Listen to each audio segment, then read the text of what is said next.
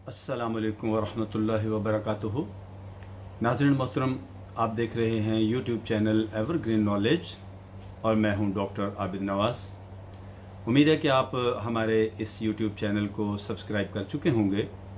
और अगर अभी तक आपने हमारे इस चैनल को सब्सक्राइब नहीं किया तो नाज़रीन आप कर लीजिए, ताकि हमारी आइंदा आने वाली तमाम वीडियोस आपको बर वक्त मिलती रहें। नाज़रीन मोहतरम, 2022 का माह अप्रैल जारी है और अपने इख्तिताम को पहुंचा चाहता है। नाज़रीन, माह अप्रैल की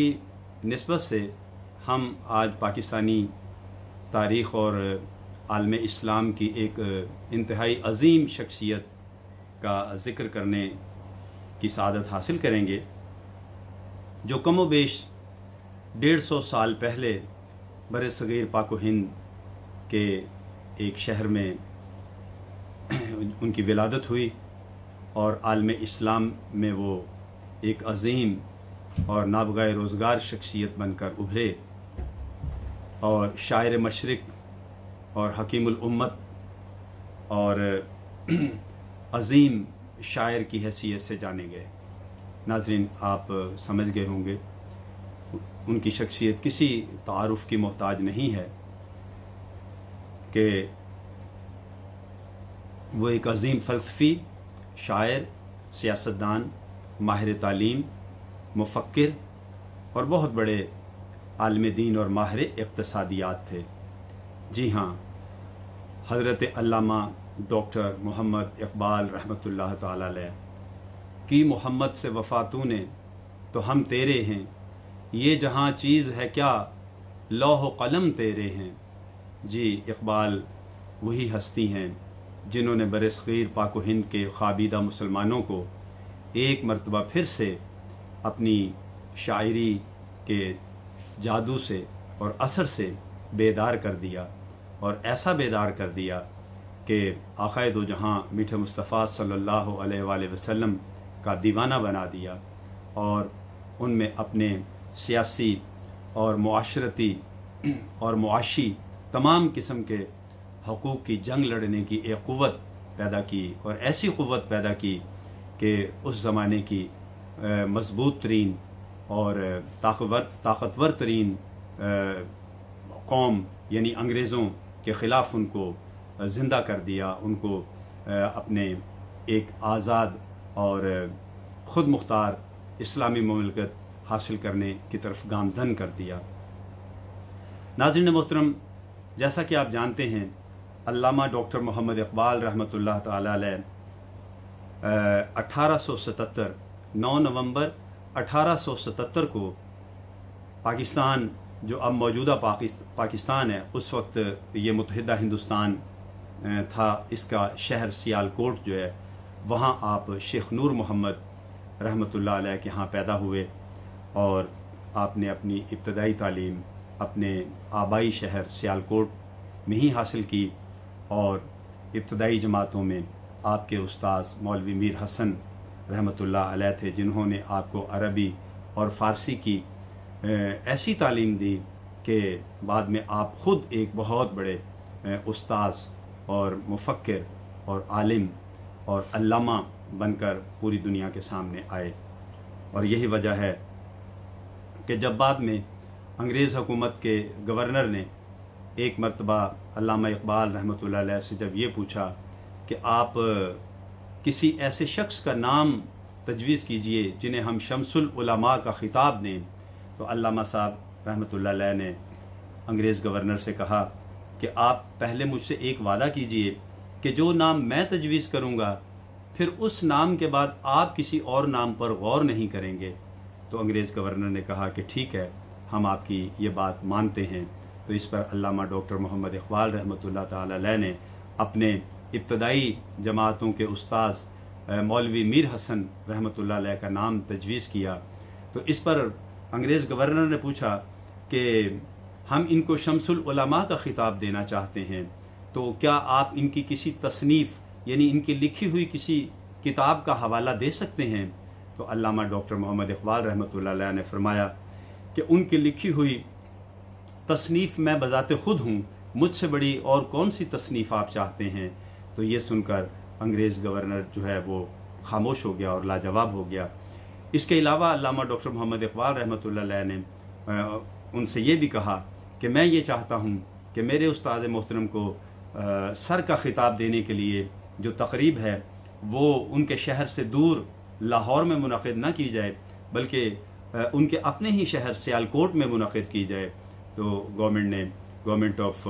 برٹش گورنمنٹ نے یعنی انگریز حکومت نے علامہ اقبال رحمۃ اللہ علیہ کی یہ تجویز جو ہے یہ بھی مان لی، اور اس طرح سیالکوٹ میں اس تقریب کا آغاز کیا گیا، اس تقریب کا انعقاد کیا گیا جس میں مولوی میر حسن جو علامہ اقبال رحمۃ اللہ علیہ کے ابتدائی جماعتوں کے استاد تھے ان کو شمس العلماء کے خطاب سے نوازا گیا۔ ناظرین،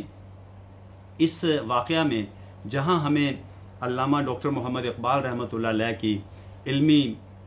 استعداد اور آپ کی علمی فضیلت کا اندازہ ہوتا ہے، وہاں ہمیں یہ بھی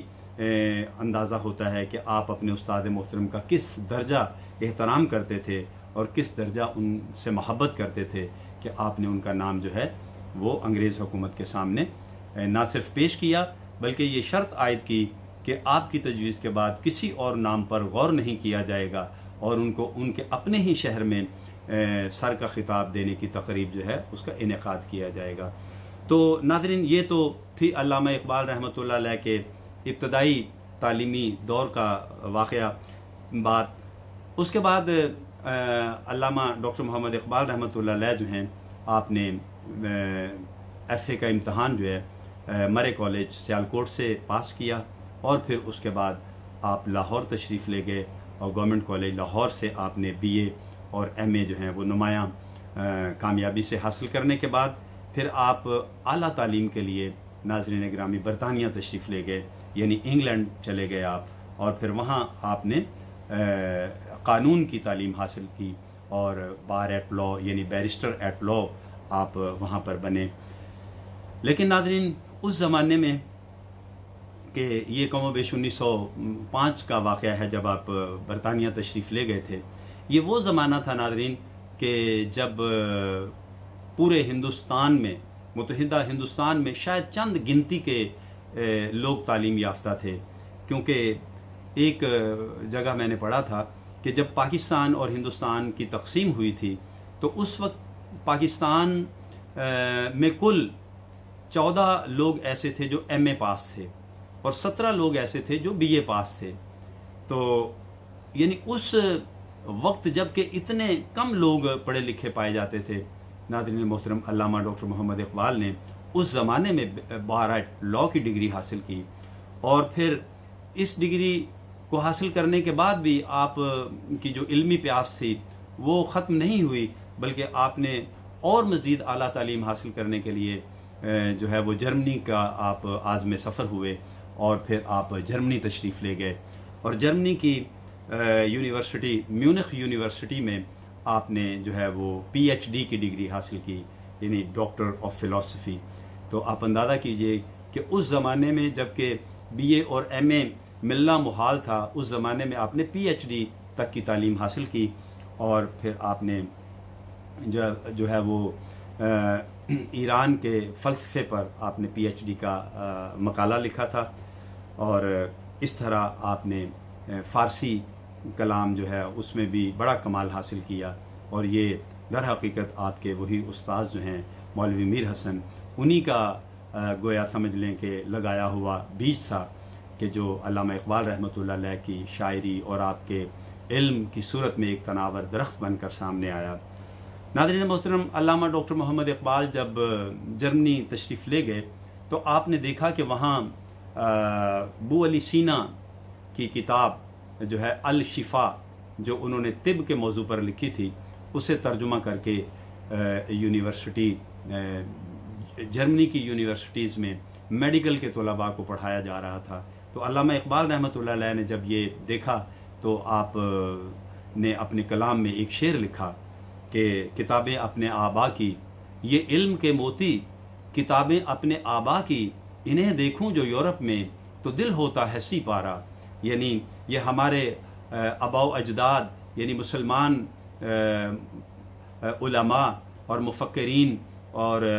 माहिरीन की लिखी हुई किताबें जो हैं वो आज यूरोप में पढ़ाई जा रही हैं। जब मैं इनको देखता हूँ तो मेरा दिल जो है वो टुकड़े टुकड़े हो जाता है कि ये तो हमारा सरमाया था, ये तो हमारी मीरास थी, ये तो हमारे बुज़ुर्गों के लगाए हुए इल्म के पौधे थे जिनके साए और समर से ये गैर मुस्लिम जो हैं वो बहरावर हो रहे हैं और समर आवर हो रहे हैं।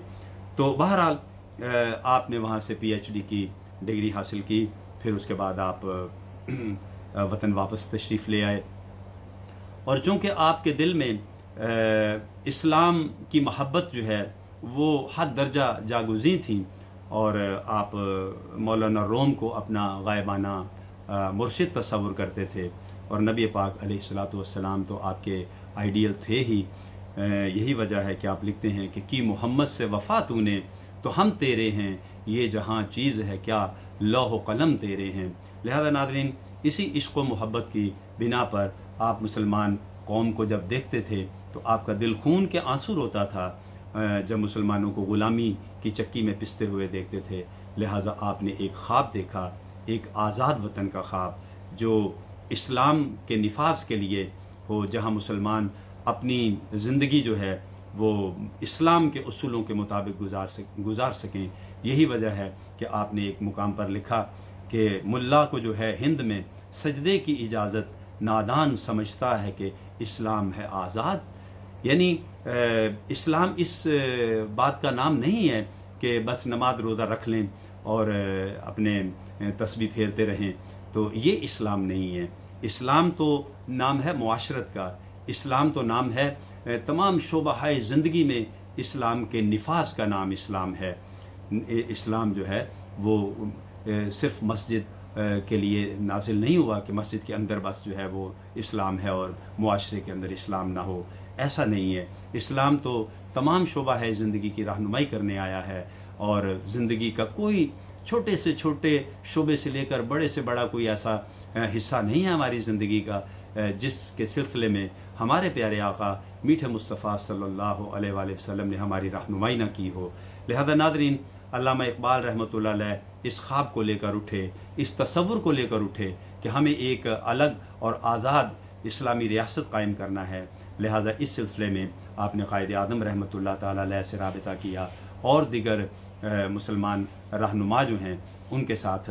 आपने अपने इस ख्वाब को जो है वो शेयर किया और फिर एक आज़ाद इस्लामी रियासत और ममलकत की कोशिश शुरू कर दी गई। कायद आदम रहमतुल्लाह अलैह के कंधों पर इस ज़िम्मेदारी का बोझ डाला गया जिसे उन्होंने बहुत आसान तरीक़े से अदा किया। अगरचे अल्लामा इकबाल रहमतुल्लाह अलैह जो हैं इस आज़ाद वतन की फ़ज़ा में सांस न ले सके, इसको देख न सके, लेकिन दर हकीकत वो एक मर्द आज़ाद थे, वो मर्द कलंदर थे। ख़ुद लिखते हैं कि कहाँ से ए इकबाल तूने सीखी है ये दरवेशी, कहाँ से तूने ए इकबाल सीखी है ये दरवेशी, कि चर्चा बादशाहों में है तेरी बेनियाजी का। और वो दर हकीकत एक मर्द आज़ाद थे, उनकी रूह आज़ाद थी, वो किसी के ग़ुलाम नहीं थे। और यही वजह है कि उन्होंने मुसलमान कौम को भी एक ऐसा जज्बा दिया जिसके बिना पर उन्होंने आज़ाद मुल्क हासिल किया। आपने एक मुकाम पर लिखा कि ग़ुलामी में नाकाम आती हैं शमशीरें न तदबीरें, ग़ुलामी में नाकाम आती हैं शमशीरें न तदबीरें, जो हो ज़ौक़े यकीन पैदा तो कट जाती हैं ज़ंजीरें। तो नादरीन, यही वो जज्बा हुर्रियत था जो उनके अंदर मौजूद था और ये जज्बा वो अपनी कौम में देखना चाहते थे। और अल्हम्दुलिल्लाह सुम्मा अल्हम्दुलिल्लाह कायद आदम रहमतुल्लाह अलैह और दीगर आमाइदीन इस्लाम की सरबराही में बिल आखिर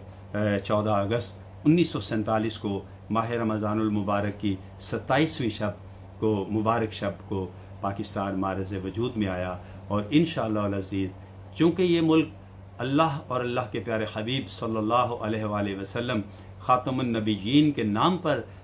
ये मुल्क हासिल किया गया है, लिहाजा इंशाअल्लाह अज़ीज़ ये तासुब है क़यामत कायम रहेगा और पूरी ताबनाकी के साथ एक जो है वो सूरज की तरह चमकता रहेगा इंशाअल्लाह अज़ीज़। तो नादरीन, अल्लामा इकबाल रहमतुल्लाह अलैह ने जो है वो सियासत में और तालीम में تعلیم کے میدان میں، سیاست میں، قانون میں، اقتصادیات میں اور اسلام میں کوئی ایسا پہلو نہیں ہے جس میں آپ نے جو ہے وہ رہنمائی نہ کی ہو قوم کی۔ آپ ایک عظیم مفکر تھے، اپنے وقت کے شاعر تھے، اپنے وقت کے مدبر تھے، بہت بڑے سیاستدان تھے، ماہر تعلیم تھے اور عالم قرآن و حدیث تھے۔ یہی وجہ ہے کہ علامہ اقبال رحمۃ اللہ علیہ کی شاعری کا ہر شعر جو ہے وہ کسی نہ کسی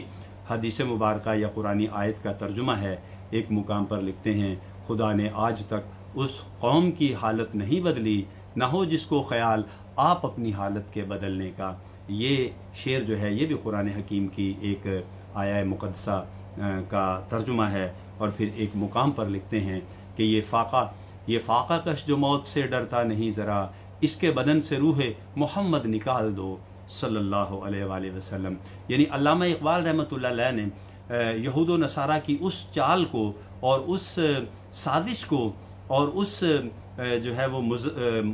مذموم ارادے کو بھانپ لیا تھا، جس کی بنا پر وہ امت مسلمہ کا شیرازہ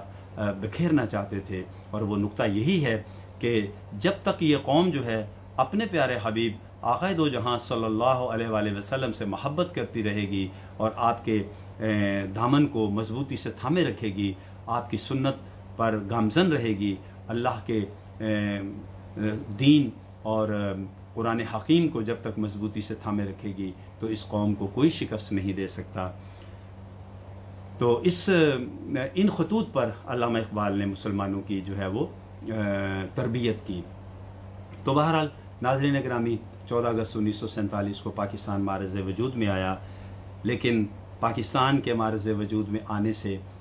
چند برس پہلے علامہ اقبال رحمۃ اللہ علیہ اپریل کے مہینے میں 21 اپریل 1938 کو اپنے خالق حقیقی سے جا ملے۔ تو ناظرین، یہ ہمارے بر صغیر پاک و ہند اور خاص طور پر ہمارے وطن عزیز پاکستان کے ایک عظیم رہنما تھے، عظیم مفکر تھے، پاکستان کے مصور تھے۔ آپ نے خواب دیکھا پاکستان کا اور پاکستانی قوم کو، مسلمانوں کو دوبارہ سے زندہ کیا اور ان کو عالم اسلام کی حیثیت سے جو نا عالم اسلام کا بلکہ رہنما بنا کر آپ نے گامزن کیا۔ آپ خود لکھتے ہیں ایک مقام پر کہ ایک ہوں مسلم حرم کی پاسبانی کے لیے، نیل کے ساحل سے لے کر تاب خاک کاشغر۔ اور اس زمانے میں اگرچہ مسلمانوں کی حالت بہت ہی دگرگوں تھی، جس کا آپ نے کچھ اس طرح سے اظہار کیا کہ نہیں ہے نا امید اقبال، اپنی کشت ویراں سے ذرا نم ہو تو یہ مٹی بڑی زرخیز ہے ساقی۔ یعنی اپنی قوم سے آپ مایوس نہیں تھے، اگرچہ قوم جو ہے وہ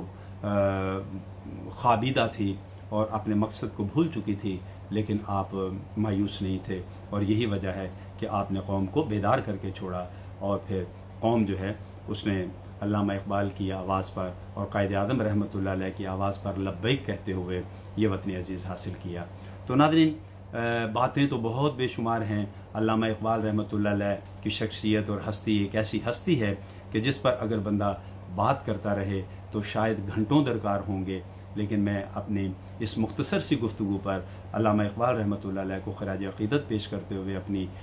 اس مختصر سی بات کا اختتام کرتا ہوں اور دعا کرتا ہوں کہ اللہ جل شانہ علامہ اقبال رحمۃ اللہ علیہ جو کہ ہمارے محسن ہیں، پاکستانی قوم کے محسن ہیں، نہ صرف پاکستانی قوم کے بلکہ پورے عالم اسلام کے آپ محسن ہیں کہ آپ نے مشرق و مغرب تک کے مسلمانوں کو جو ہے وہ اسلام کے راستے پر دوبارہ سے گامزن کیا۔ تو میں ان کے لیے دعائے خیر کرتا ہوں، دعائے مغفرت کرتا ہوں، اللہ جل شانہ کی بارگاہ میں عرض گزار ہوں کہ علامہ اقبال ڈاکٹر علامہ محمد اقبال رحمۃ اللہ علیہ کو اپنے پیارے حبیب صلی اللہ علیہ وآلہ وسلم کے وسیلہ جلیلہ سے اللہ جل شانہ آپ کی مغفرت فرمائے اور آپ کو کروٹ کروٹ جنت عطا فرمائے اور آپ کو جنت الفردوس میں اعلیٰ مقام عطا فرمائے اور ان کے صدقے سے اللہ تعالی ہماری مغفرت فرمائے۔ تو ناظرین، آج کے لیکچر کے لیے اتنا ہی۔ امید کرتا ہوں کہ آپ کو ہمارا یہ لیکچر جو ہے وہ پسند آیا ہوگا اور آپ ہماری اس ویڈیو کو لائک کریں گے، شیئر بھی کریں گے اور اپنی قیمتی رائے سے بھی ہمیں آگاہ کریں گے۔